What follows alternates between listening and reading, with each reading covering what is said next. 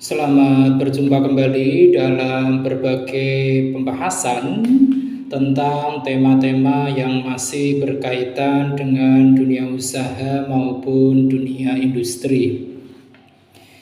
Dan pada kesempatan kali ini kita akan membahas suatu tema yang sangat menarik untuk kita ketahui bersama, yaitu tema tentang pasar.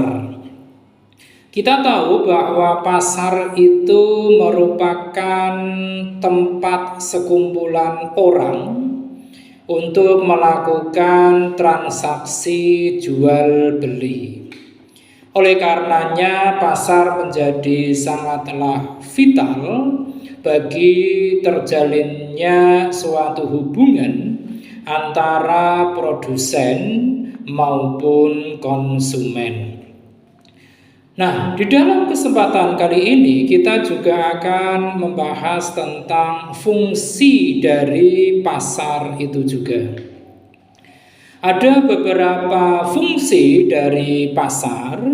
Itu yang pertama adalah fungsi dari sisi ekonomi, yang mana pasar dalam fungsinya dari sisi ekonomi merupakan suatu tempat transaksi antara produsen dan juga konsumen yang merupakan komoditas untuk mewadahi kebutuhan sebagai penawaran dan juga permintaan. Ini adalah fungsi yang pertama dari sisi ekonomi. Kemudian fungsi pasar dari aspek yang lain atau yang kedua, yaitu dari sisi ataupun segi arsitektur, di mana dari sisi arsitektur ini pasar juga senantiasa dapat menunjukkan dari ciri khas suatu daerah. Yang ini seringkali menampilkan bentuk-bentuk fisik dari bangunan maupun artefak yang dimiliki oleh suatu pasar. Itu adalah fungsi pasar dari sisi arsitektur. Kemudian fungsi pasar yang ketiga, yaitu fungsi pasar dari sisi segi sosial dan budaya, yang mana pasar juga berfungsi dalam hal ini dari sisi sosial dan budaya adalah merupakan suatu tempat yang merupakan kontrak sosial secara langsung yang menjual tradisi suatu masyarakat yang merupakan interaksi antara komunitas pada sektor informal dan juga sektor formal. Ini adalah fungsi pasar dari aspek ekonomi, aspek arsitektur, dan aspek sosial dan budaya. Kemudian dari pasar pula kita juga dapat mengamati tentang ciri-ciri dari pasar itu sendiri. Pasar itu juga memiliki beberapa ciri yang mungkin terlupakan untuk kita perhatikan dalam keseharian. Yang pertama adalah bahwa pasar itu di sana terdapat calon pembeli dan juga calon penjual.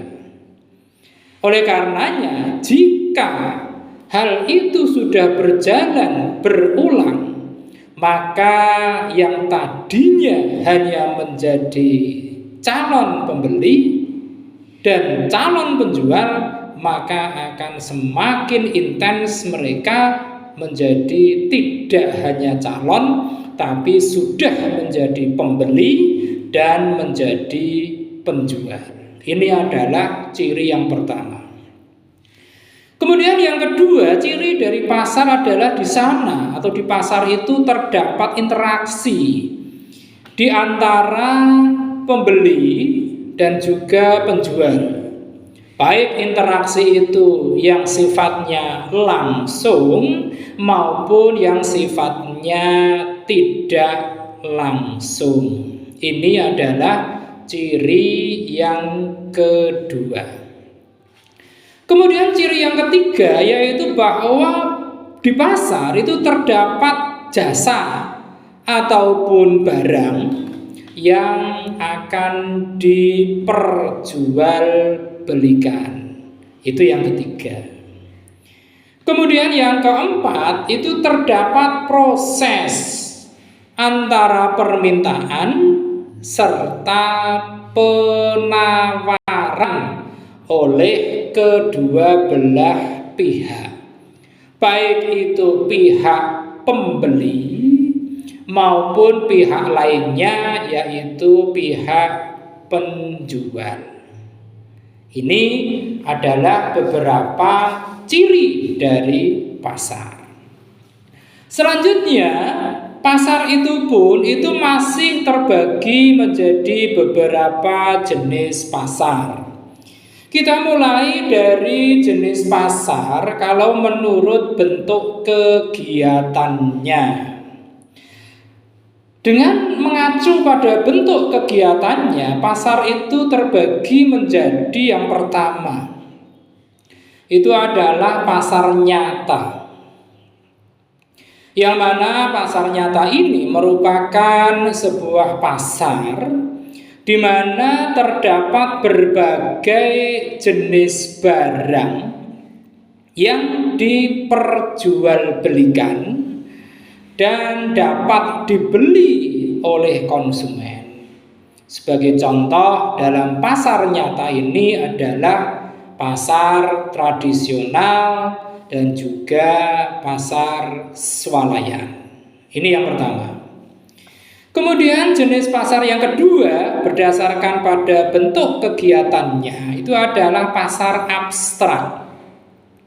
Yang mana pasar abstrak ini merupakan sebuah pasar di mana terdapat pedagang yang tidak menawar berbagai jenis barang yang dijual serta tidak membelinya secara langsung.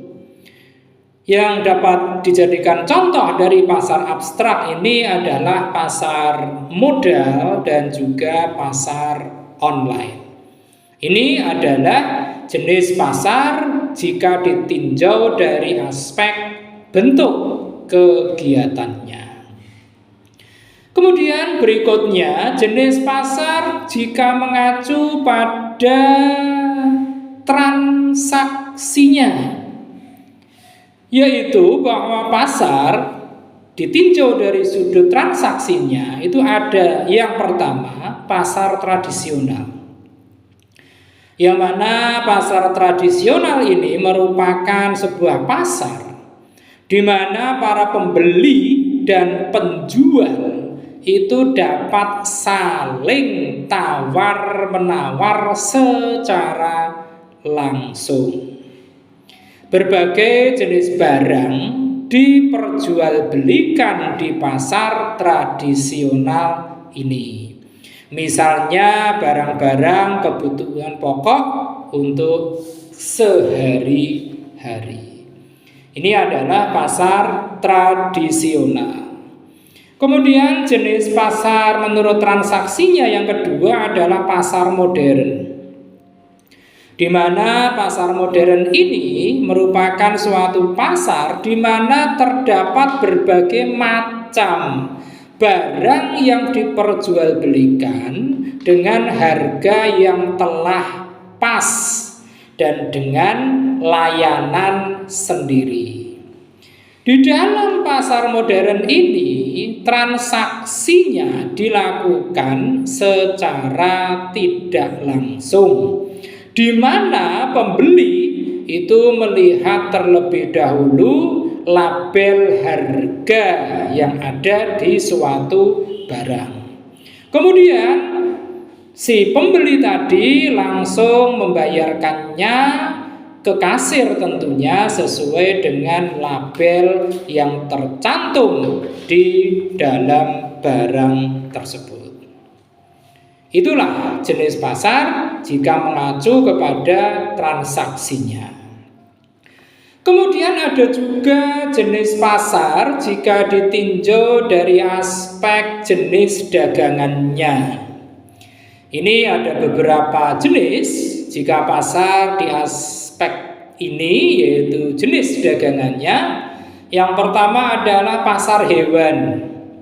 Ini biasanya berbentuk pasar umum, yang mana pasar ini memperjualbelikan barang-barang yang beraneka ragam. Nah, pasar hewan itu merupakan salah satu yang disebut dengan pasar khusus. Namun di beberapa daerah, di beberapa tempat, pasar hewan ini juga masih dijadikan satu dengan pasar umum. Biasanya ini di daerah-daerah yang memang tingkat pertumbuhan ataupun pembangunan ekonominya belumlah termasuk atau tergolong maju. Namun sejatinya jenis pasar yang pertama ini adalah pasar umum tadi, yang memperjualbelikan barang-barang yang beraneka ragam.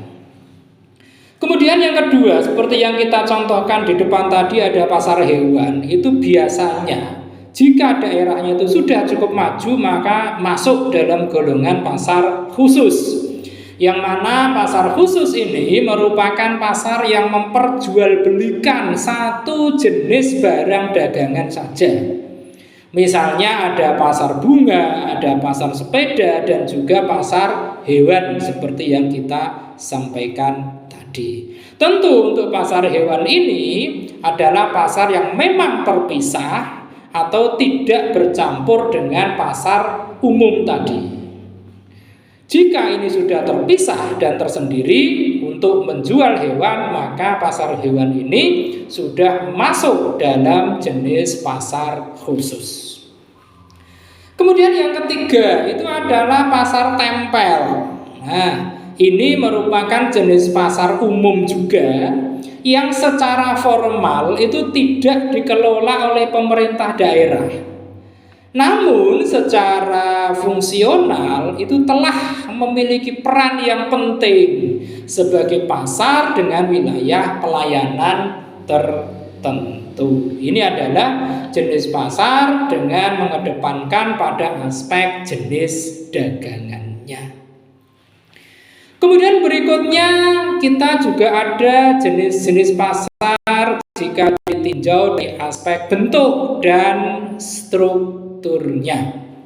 Jika kita menilai jenis pasar menurut bentuk dan strukturnya, maka ada jenis-jenis pasar. Yang pertama itu adalah pasar persaingan sempurna, yang mana pasar persaingan sempurna ini merupakan suatu pasar di mana terdapat banyak pembeli dan penjual, dan mereka itu sudah mengetahui keadaan pasar. Ini adalah pasar persaingan sempurna. Kemudian yang kedua itu adalah jenis pasar persaingan tidak sempurna, yang mana untuk pasar persaingan tidak sempurna ini merupakan suatu pasar yang terdiri dari sedikit penjual serta banyak pembeli. Pada pasar jenis persaingan tidak sempurna ini, para penjual itu dapat menentukan harga barang. pasar persaingan tidak sempurna ini juga masih terbagi menjadi beberapa jenis lagi, yaitu bahwa pasar persaingan tidak sempurna itu masih terbagi menjadi, pertama, pasar monopoli, yang kedua adalah pasar monopolistik, dan yang ketiga adalah pasar oligopoli. Nah, itu tadi beberapa jenis pasar jika ditinjau dari aspek-aspek tertentu. Selanjutnya, kita juga mengerti betul bahwa pasar ini penting sekali bagi kehidupan masyarakat. Oleh karenanya, dengan sendirinya kehadiran pasar pun akan memberikan manfaat. Apa yang menjadi manfaat dari hadirnya suatu pasar? Manfaat yang pertama yaitu manfaat sebagai sarana distribusi, yang mana manfaat ini dikarenakan pasar itu akan mempermudah proses distribusi barang dari produsen sampai ke tangan konsumen ataupun pembeli. Sehingga dalam hal ini, dengan adanya pasar, pembeli tidak perlu lagi untuk kerepotan jika membeli barang secara langsung kepada produsen. Jadi, para pembeli cukup hadir ke suatu pasar untuk mendapatkan barang-barang yang dibutuhkannya.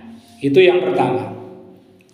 Kemudian manfaat yang kedua adalah manfaat sebagai sarana promosi, di mana pasar sebagai sarana promosi yang salah satunya adalah memiliki potensi besar karena terdapat banyak konsumen yang datang setiap waktunya ke suatu pasar, terutama untuk membeli kebutuhan dari barang-barang yang mereka butuhkan. Sehingga dengan demikian pasar itu juga dapat menjadi tempat yang sangat-sangat efektif untuk melakukan kegiatan ataupun aktivitas promosi dari suatu produk oleh para produsen. Nah, ini adalah manfaat yang kedua. Kemudian manfaat yang ketiga dari pasar adalah ditinjau dari aspek yang akan diperjualbelikan. Nah, ini tentu dengan aspek hal-hal yang akan diperjualbelikan ini akan membentuk suatu harga dan nilai. Oleh karenanya, pasar dalam hal ini juga berperan sebagai pembentuk harga dan nilai. Hal ini disebabkan karena terdapat berbagai elemen yang penting yang melengkapi pasar itu sendiri.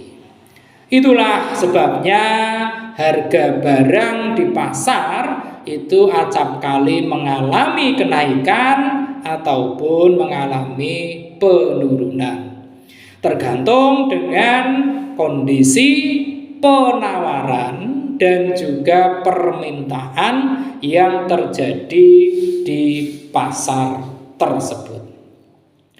Dan manfaat yang keempat dari hadirnya pasar adalah sebagai tempat untuk mencari keuntungan.